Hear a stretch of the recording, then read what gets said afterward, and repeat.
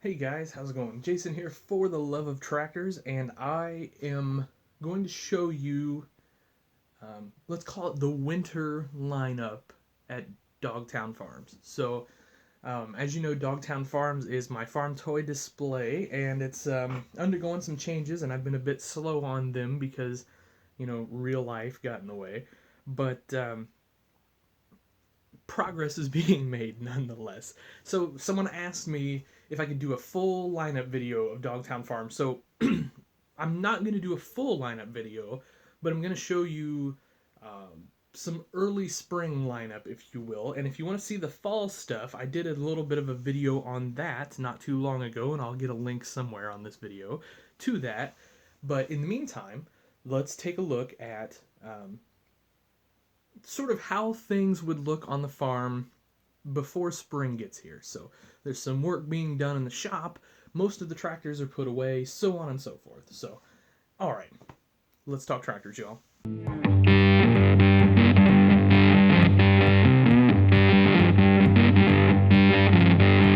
I'm pointed over here towards my stable, if you will, where the big horses are kept.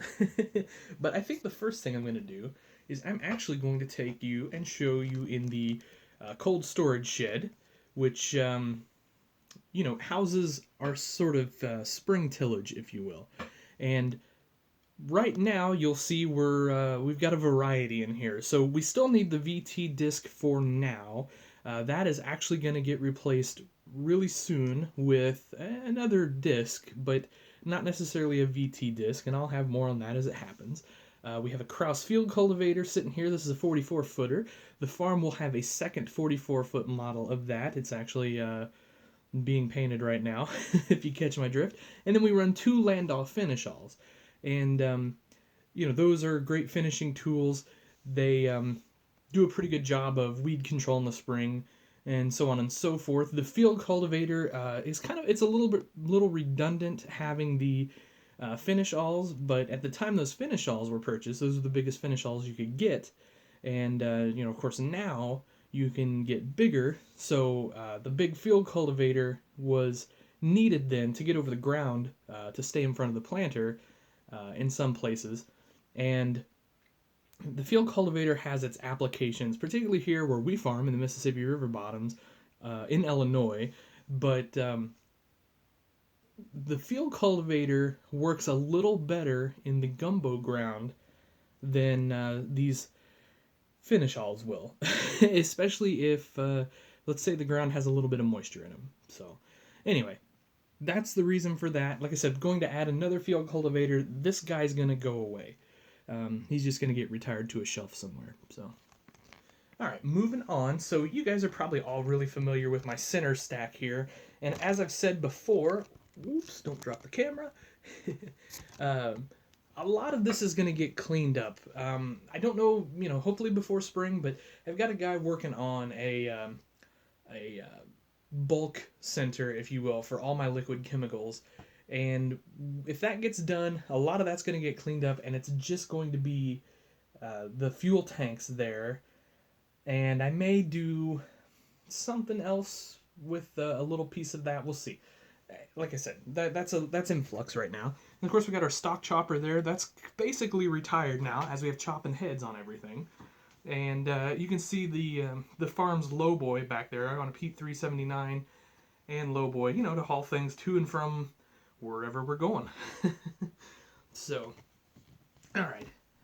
So you can see here we have a till-all, and that is probably getting retired on the model farm. It was either make another one or have Aaron Jensen, who built that one, build me another one, or move on to something else. I decided to move on to something else and retire that, so you'll just have to stay tuned for that. So, all right, let's get you a little closer there. So here's the stable, the big horses, if you will, deep tillage, big tillage stuff. So Case IH Steiger 620, another 620, obviously customized, painted green by Terre Haute Customs. Did some custom work on that, super job. We've got a John Deere 2-track machine here. Now the idea is eventually all of these 2-track machines will be replaced with quad tracks. But, you know, trying to keep it realistic, on a real farm you maybe can't do that just, you know, with the snap of the fingers. So we're going to run this machine one more year, and then I'll show you the two 8345s RTs. Those smaller track tractors, they're probably going to stick around a couple years. Those run the finish-all, the Landau finish-alls that we were talking about over here, and they're good for now. How about that? So we've got a side dresser there. He just kind of hangs out under the tree. No real shed room for him, unfortunately. It's not good to leave your stuff but outside, but sometimes you have to have an outside shed. What can I say? Moving on. Oh, you know what? I'll do this real quick, and pardon the messy room, but and obviously shadows. I have a classic tractor shed, and I know you guys haven't seen that very often. One day I'll do just a video on the classic tractor shed. I've got some, you know, cool John Deere sitting in there, so we'll do a video on that someday. All right, moving down. Yeah, you know, the stuff in the background there. Don't pay attention to. Like I said, I'm moving a bunch of stuff right now. I'm gonna pop on another light real quick. This is really dark over here.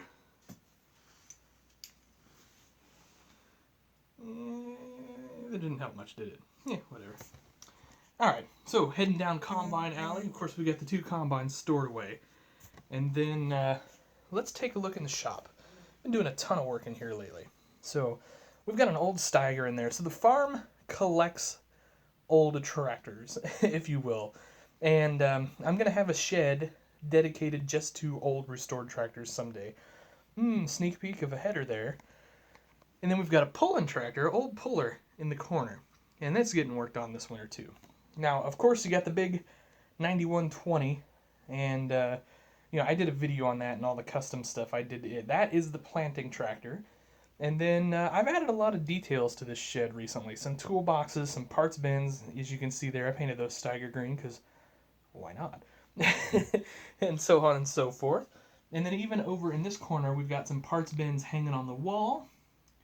And then back there, we've got another tool chest and so on and so forth. So that's all that's going on there. I'm going to do a little finagling. So here we've got our fertilizer storage, if you will. I guess you can use it for seed storage too.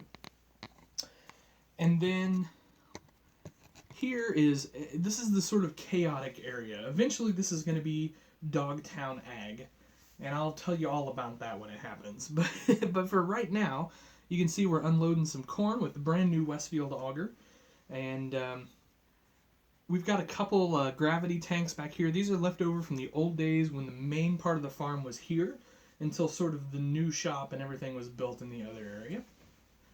Then we've got a big beast of a Wish-esque disc and a John Deere disc ripper. And then if we move over here, you can see this is kind of our deep tillage area. We've got the Dominators and of course the John Deere. And then we've got the farm's 2 seed tenders and the little tiny fertilizer buggy that's gonna be going away soon. So anyway, that's that. Alright, well, let's give you guys just a little, different look right here as we wrap this video up. Coming up on 9 minutes, so that went maybe a little longer than I wanted it to. But I don't think you guys mind, or hope you don't. Anyway, so that is a look at Dogtown Farms in the winter. Everything's kind of shedded, everything's put away, we're working on some stuff, getting ready for spring, which will be here before you know it. So, alright guys, as always, thanks for watching. Tell me what you think below in the comments. Love to hear from you. So, have yourselves a great night.